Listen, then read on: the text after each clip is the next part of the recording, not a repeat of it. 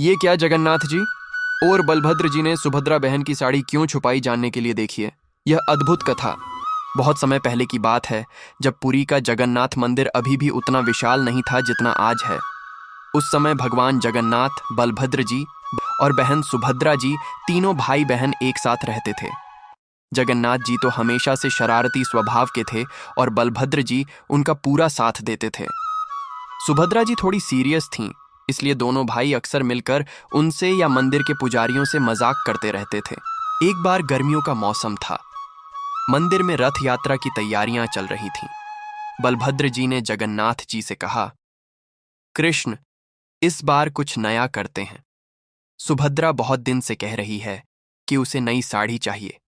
चलो उसकी पुरानी साड़ी छिपा देते हैं, फिर देखते हैं वो कैसे रोती है। जगन्नाथ जी की आंखें चमक उठीं। वाह दाऊ, बढ़िया आइडिया, लेकिन सिर्फ साड़ी छिपाने से मजा नहीं आएगा।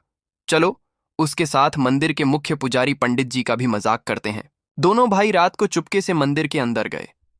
पहले उन्होंने सुभद्रा जी की सबसे पसंदीदा नीली साड़ी को रथ के पहिए के नीचे छिपा दिया। फिर बलभद्र जी ने अपना हलधर है ना, उठाया और मंदिर के आंगन में एक बड़ा सा गड्ढा खोद डाला।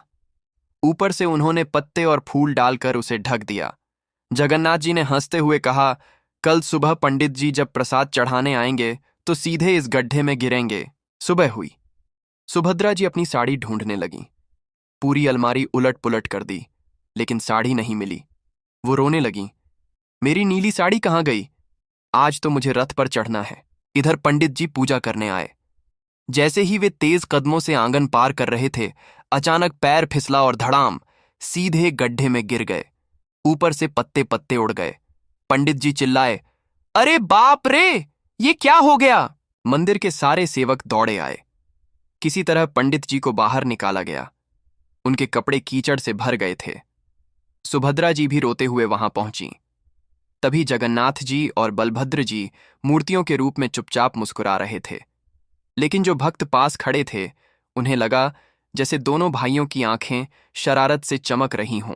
पंडित जी गुस्से में बोले, ये सब जगन्नाथ जी और बलराम जी की शरारत है। हर साल रथ यात्रा से पहले ये दोनों कुछ न कुछ करते हैं। सुभद्रा जी ने रोते हुए कहा, मेरी साड़ी भी गायब है, जरूर इन्हीं दोनों ने छिपाई है। तभी अचानक रथ हल्का सा हिला। रथ का पहिया घूमा और नीचे से नीली साड़ी बाहर निकल आई। साड़ी बिल्कुल साफ सुथरी थी, जैसे किसी ने जानबूझकर रखी हो। सभी हैरान रह गए। जगन्नाथ जी और बलभद्र जी की मूर्तियों से ऐसा लगा जैसे दोनों हंस रहे हों। पंडित जी ने हाथ जोड़कर कहा, हे प्रभु, आपकी लीला अपरंपार है। हमसे शरारत करो, लेकिन हमें दर्शन देना मत छोड़ना। उस दिन से रथ यात्रा में एक नई परंपरा शुरू हुई।